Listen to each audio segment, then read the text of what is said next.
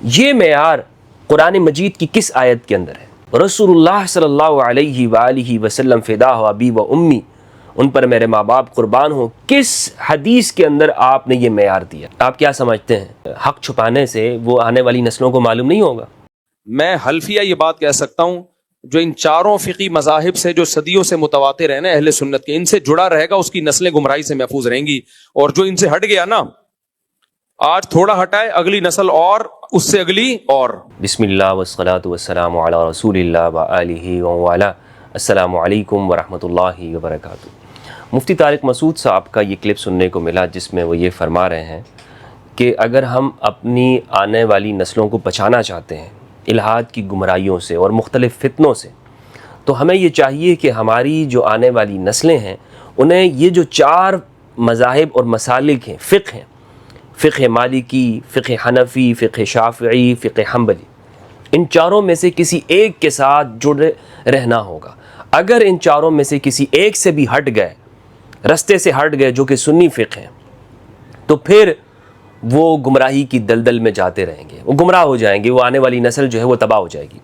مفتی طارق مسعود صاحب، میں آپ سے آج کی اس گفتگو میں چند سوالات کرنا چاہتا ہوں، اور میں یہ امید رکھتا ہوں کہ آپ ان سوالوں کے جواب ضرور دیں گے، ورنہ عامت الناس دیکھ رہے ہیں، سب لوگوں کے سامنے ہے کہ ہم اس پلیٹ فارم پر جو بھی سوال رکھتے ہیں اور بڑے ادب و احترام کے ساتھ، لیکن آپ کی جانب سے جو جواب بھی آتا ہے وہ ایسا مذاکرہ خیز قسم کا، اور جواب دینا جس بھی درجے کا ہو وہ آپ کا رائٹ ہے، لیکن جو آپ کی دعوت ہے یا جس طرح آپ لوگ یہ کہتے ہیں کہ ہمارا جو فرقہ ہے اور ہم علماء وہ استدلال کرتے ہیں قرآن اور سنت سے، تو اس لیے جواب دیتے ہوئے ضروری یہ ہوتا ہے کہ گفتگو میں خاص طور پر علماء وہ قرآن و سنت سے جواب دیں۔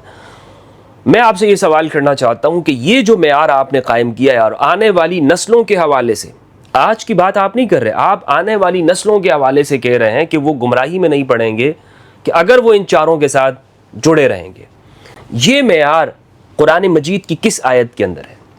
یہ معیار رسول اللہ صلی اللہ علیہ وآلہ وسلم فدا ہو ابی و امی، ان پر میرے ماں باپ قربان ہوں، کس حدیث کے اندر آپ نے یہ معیار دیا ہے کہ تم اے میرے صحابہ، یا اس بات کو آگے پہنچانا میرے صحابہ کہ آنے والے وقتوں میں فقہ حنفی، مالکی، شافعی اور حنبلی ان کے ساتھ جڑے رہنا، ورنہ تو سب گمراہ ہو جاؤ گے۔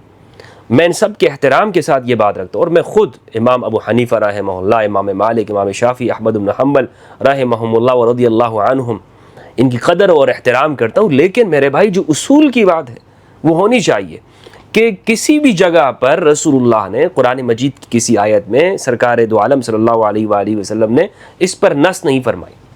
اگر آپ کے پاس کوئی آیت موجود ہے، کوئی دلیل ہے، کوئی حدیث پاک ہے، تو آپ ضرور پیش کیجئے گا۔ پھر آپ نے جو ہدایت کا جو معیار ہے اور پیمانہ ہے وہ ان چار فقہ کے اندر کیسے محصور کر دیا کہ بھائی نہیں، آپ نے دیوار کھڑی کر دی کہ یہ جو اہل سنت کے ہیں نا، جو اتھینٹک ذرائع سے ثابت ہیں، اسی میں ہدایت موجود ہے۔ آپ زبان سے یہ جو دعویٰ کرتے ہیں ہم اہل البیت کو مانتے ہیں، اہل البیت سے محبت رکھتے ہیں، اور جو شخص اہل البیت کے بارے میں گفتگو کر رہا ہو آپ کہتے ہیں ہم آپ سے بڑے اہل البیت کے محبت کے دعوے دار ہیں، ہم آپ سے زیادہ اہل البیت کی وفاداری رکھتے ہیں اور ان کی پیروی کرتے ہیں، تو یہ تو آپ کی محبت کا دعویٰ صحیح نہیں ہوا۔ آپ نے ابو حنیفہ کا نام لیا، ان کی فکر، لیکن ان کے جو استاد ہیں امام محمد الباقر علیہ السلام، ان کے جو استاد اور شیخ ہیں امام جعفر الصادق علیہ السلام، جو امام مالک کے بھی استاد ہیں، شافعی اور احمد بن حنبل، ان سب کے اساتذہ ہیں، ان کا نام آپ نے نہیں لیا۔ فقہ الآل، جو رسول اللہ صلی اللہ علیہ وآلہ وسلم کے اہل البیت کی فقہ ہے، آپ کی محبت کا دعویٰ صحیح ہے۔ یہ جو آپ کہہ رہے ہیں نا کہ آنے والی نسلیں وہ گمراہ نہیں ہوں گی اگر وہ یہاں پہ جڑی رہے، یہ معیار آپ کہاں سے لے کر آئے، کس جگہ سے آپ نے اٹھایا ہے؟ مجھے اس جگہ تک رہنمائی کر دیجیے۔ میں آپ کو بتاتا ہوں کہ یہ جو معیار آپ دے رہے ہیں یہ آپ کی جانب سے، یہ خود آپ کا اختراعی ہے، آپ نے گھڑا اسے، رسول اللہ نے یہ معیار نہیں دیا۔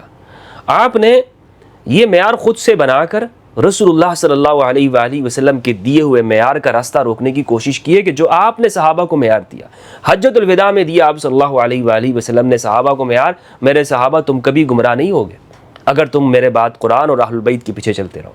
چلیں مان لیتے ہیں کہ آپ حدیث غدیر کو بیان نہ کریں، لیکن حجۃ الوداع کو تو بیان کریں، اور چلے میں اس بات کو بھی مان لیتا ہوں کہ آپ امامت و خلافت کی اس بحث سے بچنے کے لیے آپ اس حدیث کو نہ مانتے ہو کہ حدیث ثقلین، حدیث غدیر، آپ اس کی شرعی حیثیت کو نہ مانتے ہو. میں آپ کے دکھ درد میں شریک ہوں، میں مانتا ہوں کہ آپ کا دکھ کیا ہے، آپ کا درد کیا ہو سکتا ہے. میں اس بات پر مکمل طور پر مجھے اس بات کا علم ہے کہ آپ کبھی بھی اس بات کو، اس روایت کو پیش نہیں کریں گے، کیونکہ آپ نے رسول اللہ کا دیا ہوا حل قبول نہیں کرنا. اور امت 1400 سال سے یہی کر رہی ہے کہ اس نے رسول اللہ کے دیے ہوئے حل کو قبول نہیں کیا ہے. اس نے ہمیشہ رسول اللہ کے سامنے آنے کی کوشش کی، الیاذ باللہ. تبھی اس امت کی حالت یہی ہے کہ رسول نے ایک حل دیا ہے، رسول فرما رہے ہیں لن تدلوا بعدی ابدا، تم کبھی بھی ہرگز گمراہ نہیں ہوگے. اور یہاں مفتی طارق مسعود صاحب آج اس 21ویں صدی کے اندر ممبر پر بیٹھ کر یہ ایک نیا حل دے رہے ہیں. ہمارے استاد محترم ہیں استاد حسن فرحان المالکی حفظہ اللہ و فرج اللہ عنہ، آیت من آیت اللہ، وہ فرماتے ہیں کہ اس امت نے جو حال کیا ہے نا، اس امت نے رسول کے دیے ہوئے حل کے مقابلے میں ایک نیا حل پیش کرنے کی کوشش کی ہے، اس لیے ٹھوکریں کھا رہی ہے. وہ یہ لفظ استعمال کرتے ہیں الہدایت البدیلہ، الٹرنیٹو ریلیجن، یعنی ایک بالکل الگ سے یہ ایک مذہب پیش کیا گیا ہے، اور وہ مروانی زمانے کے اندر اس کی بنیاد رکھی گئی. اور بالکل حقیقت ہے یہ کہ آپ جو یہ حل پیش کر رہے ہیں، اس پر کوئی سند رسول ہے، اس پر کوئی قرآن مجید کی آیت ہے؟ کوئی نہیں ہے. رسول اللہ نے جو حل دیا وہ آپ کو قبول کیوں نہیں ہے؟ صرف اس لیے کہ وہاں پر جناب مجھے پھر جواب دینا ہوگا کہ امت اب تک کیا کرتی رہی. حجۃ الوداع میں آقا کریم صلی اللہ علیہ وآلہ وسلم نے اس امت کی رہنمائی کے لیے، ہدایت کے لیے کیا حل پیش کیا ہے؟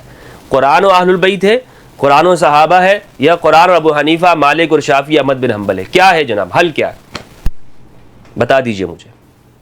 آپ کو خوف اصل میں یہ ہے کہ اگر مثلا یہاں پر تو معاملہ سارا جو یہ دیکھتے ہیں نا یہ فرقے والے، جیسے یہاں پر ہوتا ہے ایک دکان کھل جاتی ہے تو وہ سامنے والے اگر اس کے آپ دکان کھول دیں اور بالکل وہی کام کر رہا ہو، بزنس جو پہلے سے وہاں موجود ہے، تو یہ والا جو ہے نا اس کے خلاف سازشوں میں لگ جاتا ہے. نہیں یار، جب تک تم میری چیز، میری پروڈکٹ خریدتے رہو گے نا، تم صحت مند رہو گے، تمہارا یہ رہے گا، تمہارا فلاں رہے گا، اور اس کے لیے وہ ساری مارکیٹنگ کرتا رہتا ہے. تو یہ برانڈ ایمبیسیڈرز ہیں، یہ جو ممبرز کے اوپر بیٹھے ہوئے ہیں.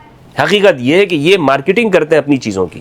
یہ بتاتے ہیں کہ بھائی ہمارے پاس جو فارمولہ ہے نا ہدایت کا، یہ دوسری جگہ نہیں ملے گا، ہمارے پاس جو ہے یہ. جبکہ اصل میں حقیقت میں جو ہدایت کا فارمولہ رسول اللہ صلی اللہ علیہ وآلہ وسلم نے دیا ہے، اس کو یہ بیان کرنے کو تیار نہیں ہے. کیوں بیان کرنے کو تیار نہیں؟ وجہ یہ ہے کہ اگر وہ فارمولہ بیان کیا تو پھر تو ان کی دکان کیسے چلے گی؟ پھر ان کے پاس سودا لینے کے لیے کون آئے گا؟ یہی روش یہودیوں نے کی. اور جب یہودیوں نے یہ روش اختیار کی تو قرآن مجید نے ان سے کیا کہا؟ یہودی یہ کہتے تھے کہ ابراہیم علیہ السلام کے ساتھ صرف ہمارا تعلق ہے، باقی کسی کا نہیں. قرآن نے ایک فارمولہ دے دیا. قرآن مجید نے آل عمران کی آیت نمبر 67 اور 68 کے اندر ان سے کہا ما کان ابراہیم یہودیا ولا نصرانیا ولکن کان حنیفا مسلما. ابراہیم یہودی نہیں تھے، نصرانی نہیں تھے، لیکن بالکل یکسو ہو کر اللہ کے سامنے حنیف اور مسلم تھے. اللہ کی عبادت کرنے والے توحید پرست تھے، مسلم تھے. وہ اللہ نے ابراہیم کے لیے جو ٹائٹل دیا وہ مسلم کا ٹائٹل دیا ابراہیم علیہ السلام کے لیے. وما کان من المشرکین، اور نہ ہی مشرکین میں سے تھے، کہ جس کا یہ قریش مکہ آج دعویٰ کرتے ہیں رسول اللہ کے زمانے کے. تو پھر ان سے کہا کہ کون ہے ابراہیم کے زیادہ قریب؟ ان اولی الناس بابراہیم للذین اتبعوہ وہذا النبی والذین آمنوا. ابراہیم کے ساتھ جڑے ہوئے تو وہی لوگ ہیں کہ جو ان کو فالو کرتے ہیں، یہ پیغمبر، یہ حبیب خدا، اہل ایمان، اور جو ان کے نقش قدم پہ چلتے ہیں. تمہارا یہ زبانی دعویٰ ہے صرف. تو طارق مسعود صاحب، یہ جو حل آپ دے رہے ہیں اس امت کو، آنے والی امت کو، آنے والی نسلوں کو، کہ تم ان کے ساتھ جڑے رہو ورنہ تم گمراہ ہو جاؤ گے، استغفر اللہ العظیم. یہ بات کر کے آپ نے، اور آپ کو ذرا بھی خدا کا خوف نہیں آیا کہ آپ اس میں فقہ الآل کی بھی بات کر لیں. اور میں عرض یہ کر رہا ہوں نا کہ آپ اس میں اگر امامت و خلافت کی بحث میں نہیں جانا چاہتے تو چلیں، اتنا تو مان لیں کہ قرآن اور اہل البیت محبت کے طور پر، کہ جس طرح آپ یہ تعبیلات کرتے ہیں، اتباع بھلے نہ مانتے ہوں آپ، محبت کے طور پر آپ بیان کر دیتے ہیں کہ جب تک تم یہ جو فقہ حنفی پہ چلتے رہو ساتھ میں اہل البیت کی محبت رکھو گے. تو میرے بھائی نہیں، صاف معلوم یہ ہوتا ہے کہ یہ، اور جس طرح آپ یہ بات کرتے ہیں کہ آنے والی نسلیں گمراہ نہیں ہوں گی، اسی طرح تو گمراہ ہوں گی. جو آدھی بات آپ کر رہے ہیں گمراہی اور کیا ہے؟ آپ کیا سمجھتے ہیں کہ حق چھپانے سے وہ آنے والی نسلوں کو معلوم نہیں ہوگا؟ اور جب ان کو معلوم ہوگا کہ ہمارے ساتھ مذہبی طبقے نے کیا کیا، کیا آپ سمجھتے ہیں وہ اسلام پہ باقی رہیں گے؟ کیا وہ آپ لوگوں کے ایسا ہوتا ہے ایسا ہوتا ہے کہ مذہبی طبقات کی وجہ سے، ان کے جھوٹ بولنے کی وجہ سے لوگ وہ کہتے ہیں اچھا مذہب یہ پیش کر رہے ہیں، لوگ اصلی حقیقی مذہب سے لوگ گمراہ ہو جاتے ہیں۔ تو رسول اللہ نے جو حل پیش کیا، آپ کب اس کو بیان کریں گے؟ کب اپنی ممبروں کے اوپر؟ میں اگین یہ سوال کر رہا ہوں، کس وقت آپ اپنی ممبروں کے اوپر، اپنی جگہوں پر، اپنے مدارس میں، اپنی جگہوں میں، اپنی سوسائٹیز میں ماشاءاللہ اپنی کتابوں میں حدیث ثقلین کو بیان کریں گے؟ اور آپ اندازہ لگائیں دوستو، یہ جملے وہی ہیں جو رسول اللہ صلی اللہ علیہ وآلہ وسلم نے اپنے مرض الوفات سے بھی چند دن قبل فرمائے، اور غدیر خم میں ارشاد فرمایا، حجۃ الوداع میں ارشاد فرمایا۔ اتنی مستحکم حدیث ہے، کوئی اس سے اختلاف نہیں کر سکتا۔ ہمارے اہل سنت تو اس سے بالکل اختلاف نہیں کر سکتے کہ یہ حدیث متواتر ہے، قرآن مجید کی آیت کی طرح یہ حدیث ہے۔